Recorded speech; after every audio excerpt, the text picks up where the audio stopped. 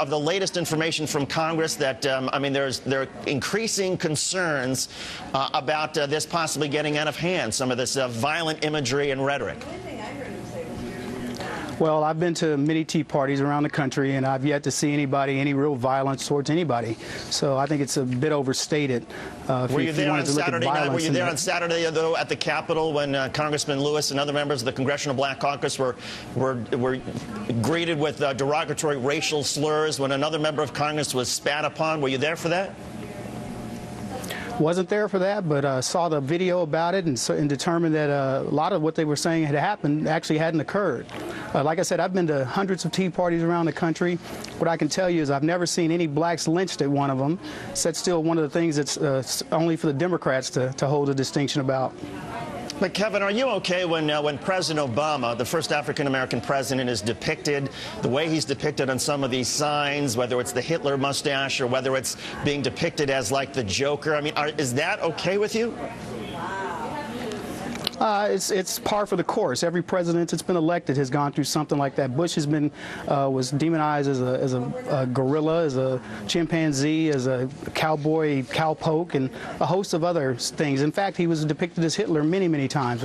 I did a blog about the idea that Bush was depicted as Hitler more than Obama was. So that's just par for the course. That's what happens. One side wins, the other side goes after him. So I don't see any difference between Obama and any other president in this respect. Well, do you remember any Republican members of Congress or Republican Party officers that had bricks thrown through their front windows? I mean, that's happened now half a dozen times over the past few days. Yeah, in fact, there's been many incidences where Republicans have been attacked, whether it's at the local level up to the national level. It's not our responsibility to name them. The point is that everything that you guys want to say. You're making the point that there's an equivalency here, and we have evidence and we have videos and photographs of people who have of incidents in Niagara, New York, Rochester, New York, Arizona, Ohio, and Kansas, where Democratic Party offices, congressional offices, were targeted with stones or bricks thrown through the window. And you're saying that that's happened to Republicans, and all I'm asking is name them. Who threw them? Or do you have the actual evidence of the people who threw them? In many cases, these are Democrat operatives that are doing a lot of this stuff.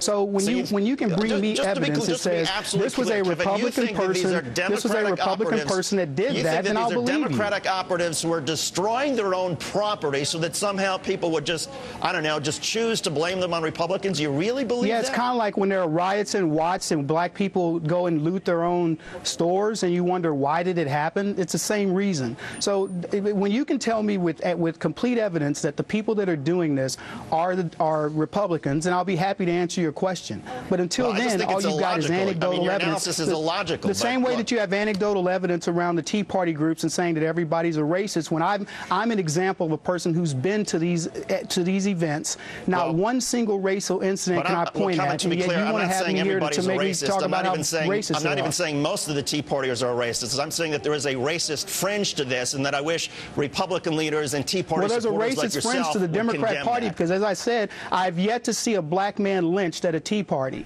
But I do know that the Democrat Party has lynched black people. So if you want to make that equivalency, then let's talk about that for a bit. Kevin Jackson. Kevin, you know, I disagree with you on a lot of stuff, but I do appreciate you coming on.